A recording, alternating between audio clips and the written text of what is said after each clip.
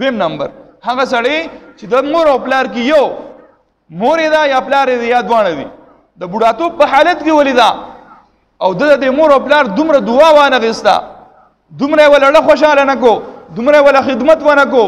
چې د هغوی په دعا د جنت ته داخل شي هلاک دي هغه کس دا ډېر بدبخت دی یو خبر غوړ یاد لره چا بوډا مور او پلاری او دې دغه مور او پلار به ادبی کوي خیال نه ساتي دا کس غوړي کده اعمال داسي وکي چې د اوهد د غر امر نه کوي راوړي یو نیکیم نه د قبول غوړي ولې او به دا مسجد دی کنه آسان مثالوم پوي کوم دا مسجد دی او د دې دروازې بند دي نو څوک وتر راتلی شي څنګه برازي چې دروازه بند نه شي راتلی ٹھیک شو چې دروازه ته کولاو شو چې تو بدن نه راشي وس دروازه نبی علیہ الصلوۃ والسلام فرمایي استاد خپلار دی د جنت دروازه استاد خپلار دی کدا خپلار دی خوشاله کو جو د جنت دروازه د ورنوځه او کدا خپلار دی خپکو رضا الرب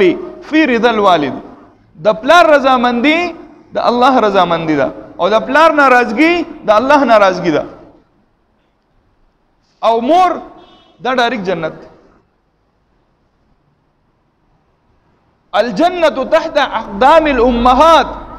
که تاسو جنت ته تلغواړئ د دې مور د قدمونو لاندې دی ورننه وځي جنت ته او واستانه مور او پلار خپدي او ته وی چې ما خو دومره حجونه کړی دي ما خو دومره تبلیغونه کړی دي ما جهاد کړی دی ما دا کړی دی ته داسې وکړه چې شپه ورځ د کعبې نه طواف کوا او د کعبې د طواف په وخت کې تعالی مرګ راغی قسم په الله چې ستانه مور خفه ده ستانه پلار خفه دی د کعبې د طواف ته جنت ته نشي داخلولی یاد لره ګورئ تا ته خو دا سپک ښکاري تا ته کمزوري ښکاري چې مړه دا په څه باندې پوهېږي دا خو د هیڅ نم نه دی خبر ها یو خبره پکې بل هم یاد لرئ ګورئ دا قید پکې ګورئ نه قرآن لګولی نه پکې حدیث لګولی چې ستا پلار دی دیندار ای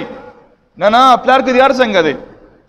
که دا دیندار دی او که نه دی که دا مونځ کوي او که نه کوي که دا د قرآن تلاوت کوي او که نه کوي ستا مور د قرآن تلاوت کوي او که نه کوي ستا مور مونځ کوي او که نه کوي ستا مور روژه نیسي او که نه نیسي لیکن وبالوالدین احسانا قرآن دا ذکر نه دی کړی چې دا دی تقواداري دا دی مسلمانان یې کافر دی ولې نه استا مور او پلار دی تبه عزت کې تبه احترام کې کته د مور او پلار عزت او احترام وکړو الله رب العزت بستا پر د جنت دروازې پرانیس کی او کچریه بدبخت انسانا کستا د وجن استا پلار ته تکلیف ته ستا مور ته تکلیف ته نو دا یاد لره غره کته د اعمال دومره غرونه راوړې لیکن ته جنت ته داخلي دی نشي وی هلاک دي شي هغه کس